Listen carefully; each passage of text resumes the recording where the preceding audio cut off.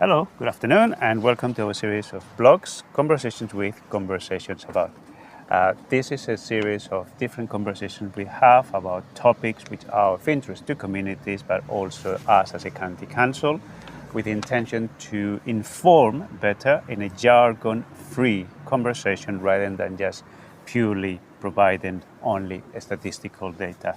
And on doing so, creating some conversations with other people and allow us to understand better some of the topics which are relevant to all of us in Leicestershire.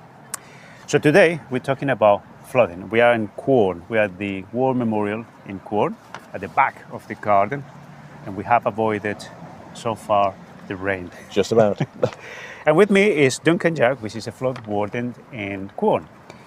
Thank you very much. Thanks very much for this. First of all, how long have you been a flood warden here in Quorn? I've been a flood warden now for 3 years, so I'm going into my fourth flooding season. Fourth flooding season. Yes. And what did prompt you initially to become a flood warden? There was a call out from the parish council Right. asking for volunteers. I'm a local kayaker, so I take Right. quite an interest in the sort of Yes. the flows and the river levels anyway. Yes. So it was just sort of, it was just probably right time, right question. So I just responded to that saying, yeah, I know a bit about flooding and around locally. I'll help. You Yeah. experience it sometimes. And after all this time, is it what you expected? Is it something completely different? And what did you learn? The thing that you really learned from it? It's some of it is kind of what I expected. It was Yeah. it was kind of as billed. I'm surprised a bit more. I think flood wardens' duties seem to vary from one village to the next, and the shape of our village and the sort of the nature of our flooding. Yes.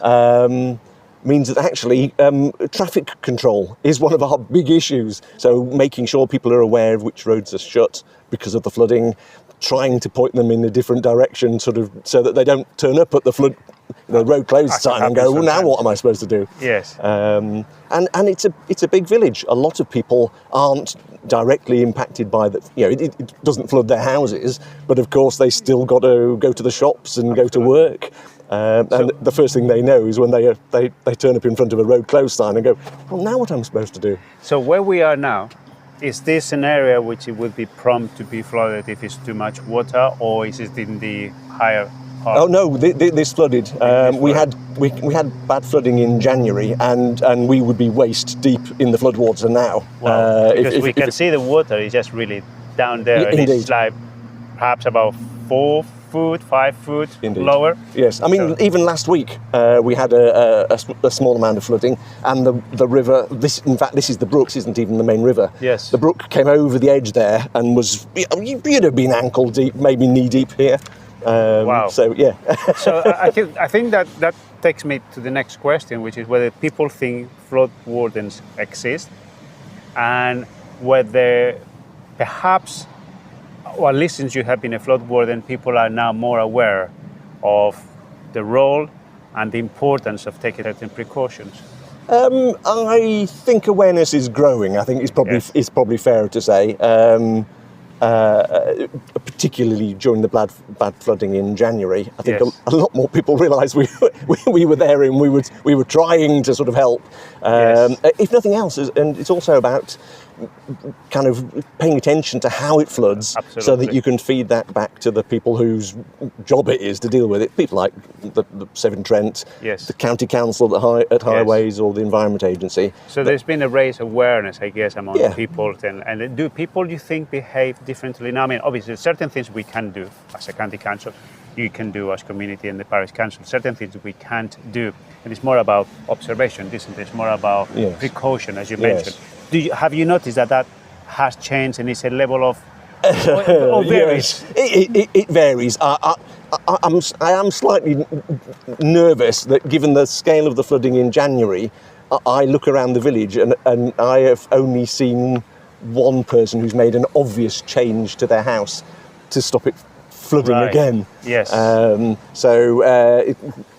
Be interesting.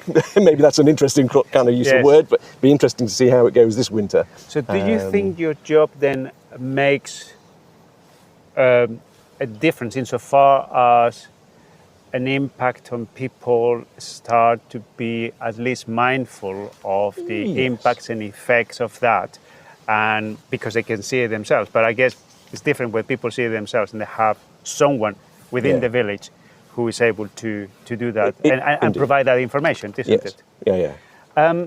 So if anyone would like to become a flood warden, what do they need to do? Any skills? And how they can do it? Yeah, yeah.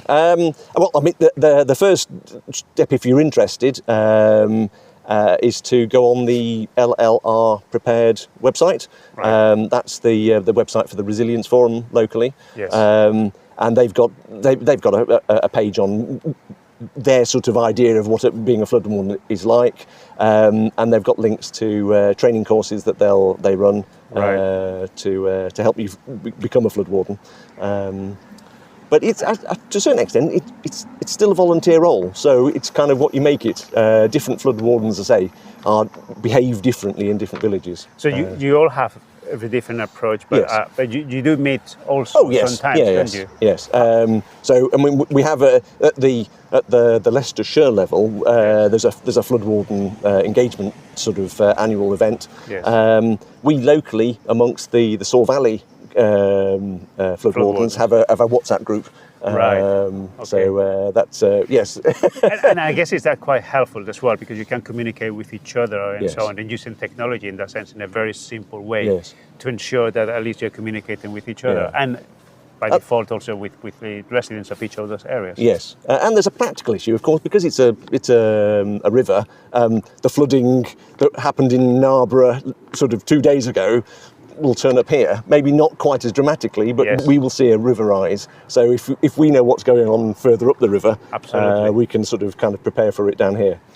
That's very helpful, actually. So we will put that linked at the end of this video anyway, so people can know about sure. it. And I just want to wish you all the best for this winter, Okay. and at least it's not as bad. And thank you very much. Thank you very much for your time. No problem. Thanks, Stu. Cheers.